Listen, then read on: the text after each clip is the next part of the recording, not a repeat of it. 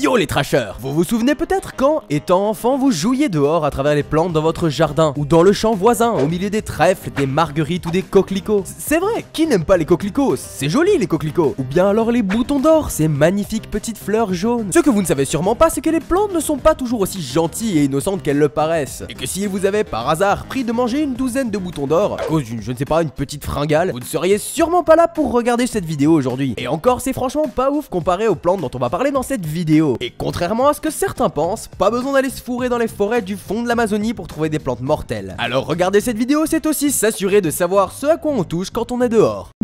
Les trompettes des anges. Ah, ces plantes-là payent pas de mine, elles sont très jolies, colorées et leur forme est très gracieuse. Mais elles ne sont certainement pas si inoffensives qu'elles le laissent à penser. Les Brugmansia, de leur nom exact, sont des arbustes de la famille des Solanacées. C'est d'ailleurs la forme très caractéristique de leurs fleurs qui leur a valu le nom de trompette des anges. Ça, et aussi le fait que cette jolie plante a les moyens de vous envoyer au paradis plus tôt que prévu. Cette plante est en effet bourrée d'alcaloïdes tropaniques. Tropaniques, j'adore ce mot.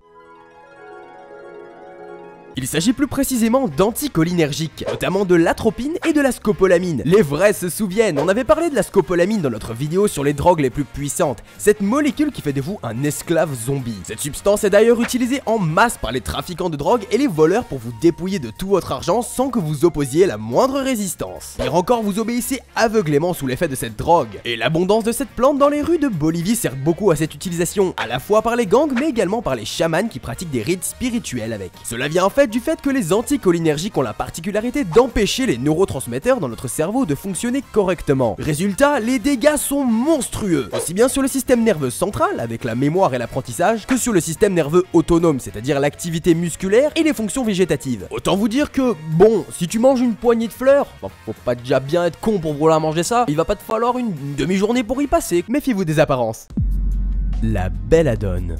Une plante très connue que l'on trouve assez facilement dans nos contrées, mais si beaucoup de gens connaissent la plante, beaucoup moins de gens connaissent son histoire et ses particularités. Elle a plein de surnoms stylés comme le bouton noir ou la cerise du diable, mais on va pas tous les expliquer, juste les plus connus pour l'anecdote. Le nom belladone signifie à la base belle dame en italien. La plante était en fait utilisée pendant la Renaissance par les femmes comme cosmétique. De petites doses avaient pour effet de dilater les pupilles pour faire de grands yeux de biche afin de séduire les hommes. En 1548, le botaniste italien Mattioli décrit cette utilisation. Pour rendre une femme un peu folâtre, pensant être la plus belle du monde, il faut lui faire boire une drachme de belladone. Si on veut la faire plus folle, il lui faudra bailler 2 drachmes. Mais qui la voudra faire demeurer folle toute sa vie, il lui convient de bailler à boire 3 drachmes et non plus, car si on en baillait 4, on la ferait mourir. C'est d'ailleurs de là que vient le nom latin Atropa, baptisé après Atropos, la moire qui coupe le fil de la vie dans la mythologie grecque. Atropa belladonna, littéralement,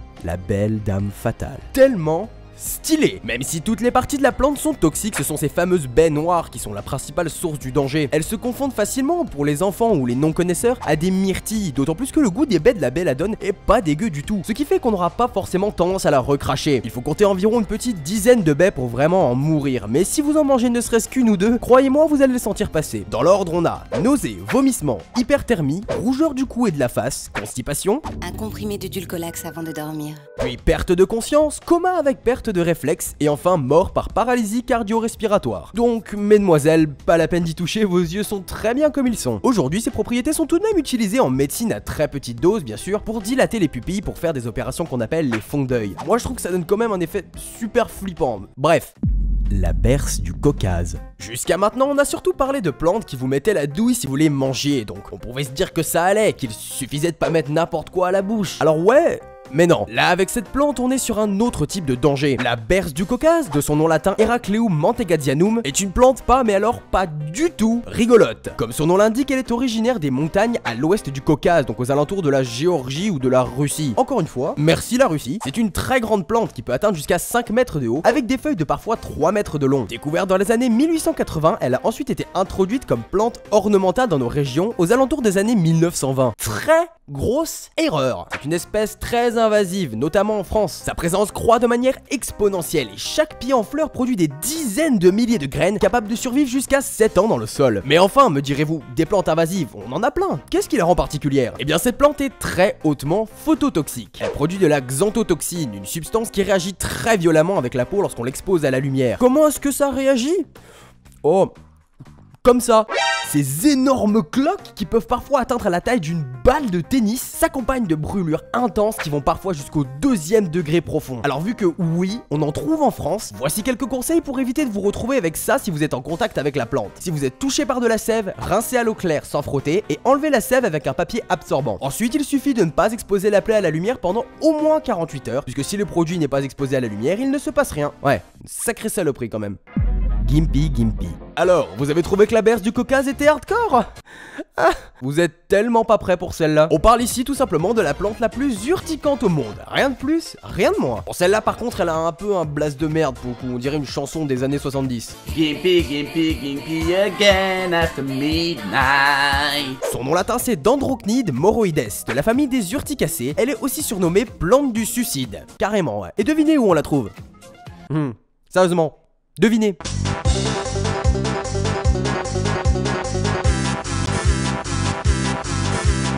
Les feuilles de la plante sont parsemées de poils avec une pointe en silice qui rentre et se brise dans la peau au moindre contact, libérant de la moroïdine, un peptide supposé à l'origine des symptômes. La sensation d'irritation est tout simplement inimaginable, cette plante est juste insane. Et en plus, il y a quand même des petites rechutes jusqu'à 10 ans après. Pour vous donner une petite idée du level de folie que peut vous faire atteindre cette plante, je vais vous donner quelques exemples. Ernie Ryder a été claqué sur le buste et la tête par la plante en 1963, il écrit des années plus tard. Pendant 2 ou 3 jours, la douleur était presque insupportable. S'ensuit une douleur atroce pendant encore une quinzaine de jours. La douleur a persisté pendant 2 ans et se répétait chaque fois que je prenais une douche froide. Il n'y a rien qui puisse rivaliser. C'est 10 fois pire que quoi que ce soit d'autre. Oh sérieux, qu'est-ce que tu joues mal? Ah, ta gueule. On peut également aussi citer la scientifique Marina Hurley, qui après 3 ans passés à étudier ces plantes, même en se protégeant, fut hospitalisée et traitée avec des stéroïdes pour rendre l'urticaire supportable. On l'appelle plante du suicide non pas car elle sert à se suicider, mais car elle pousse au suicide. Plusieurs cas ont été recensés de personnes qui ne supportaient plus la douleur et l'urticaire et qui décidèrent de mettre fin à leur jour. Et sinon, ce qui est plutôt marrant, c'est que le fruit est comestible. Alors, je sais pas qui a été le premier à tester, hein, mais en tout cas, il en avait une sacrée paire, ça je vous le dis.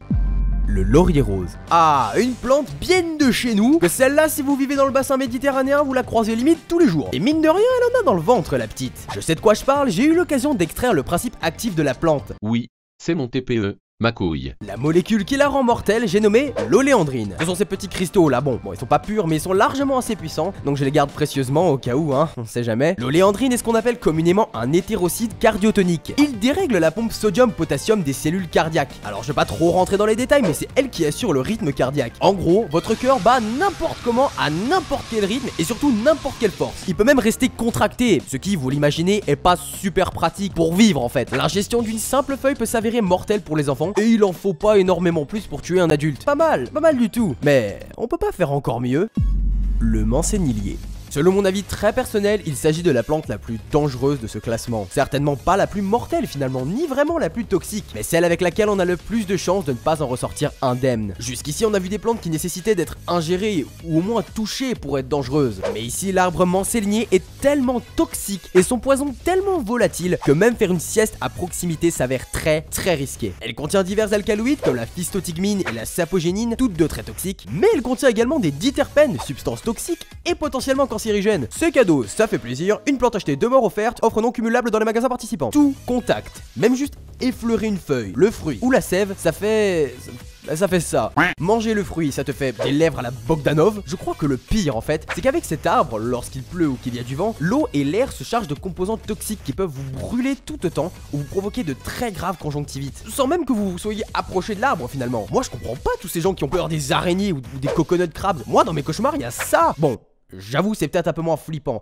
Le ricin. Cependant, si par plante la plus dangereuse vous entendez plante la plus toxique, alors c'est le ricin qui remporte ce classement. Probablement originaire de l'Inde ou de l'Afrique de l'Est, cette plante est aujourd'hui présente sur tous les continents et est très souvent utilisée comme plante ornementale dans nos villes. Heureusement pour nous, seules les graines sont toxiques, enfin, si on peut dire ça comme ça. Les doses létales varient de 3 à 8 graines selon les personnes et leur âge. Leur ingestion provoque des spasmes, des troubles cardiaques et digestifs qui peuvent apparaître jusqu'à plusieurs jours après l'ingestion. Celles-ci contiennent de la ricine, une des toxines végétales les plus nocives puisqu'elle est 6000 fois plus toxique que le cyanure. cyanure qui a pour action d'inhiber la synthèse protéique. La ricine aurait d'ailleurs été exploitée pendant la Seconde Guerre mondiale par les Alliés pour préparer de redoutables gaz de combat qui figurent toujours sur la liste des armes chimiques prohibées. De plus, cette toxine aurait soi-disant été utilisée par les services secrets de différents pays afin d'éliminer leurs ennemis politiques. C'est ce qui s'est passé en tout cas le 7 septembre 1978 avec la célèbre affaire du parapluie bulgare. Le journaliste Georgi Markov est étrangement blessé ce jour-là par la pointe d'un parapluie dans les rues de Londres, puis décède mystérieusement 3 jours après sa blessure. L'analyse post-mortem démontrera finalement un crime particulièrement préparé, avec de la ricine comme poison fatal éjecté par le parapluie modifié. Bon, finissons tout de même sur une bonne note. Je rassure les utilisateurs d'huile de ricin, l'huile est sans danger car la ricine est insoluble dans les lipides. Elle comporte de très nombreux usages et est parfois employée pour favoriser la pousse des cheveux, contre les maladies de peau ou encore comme laxatif.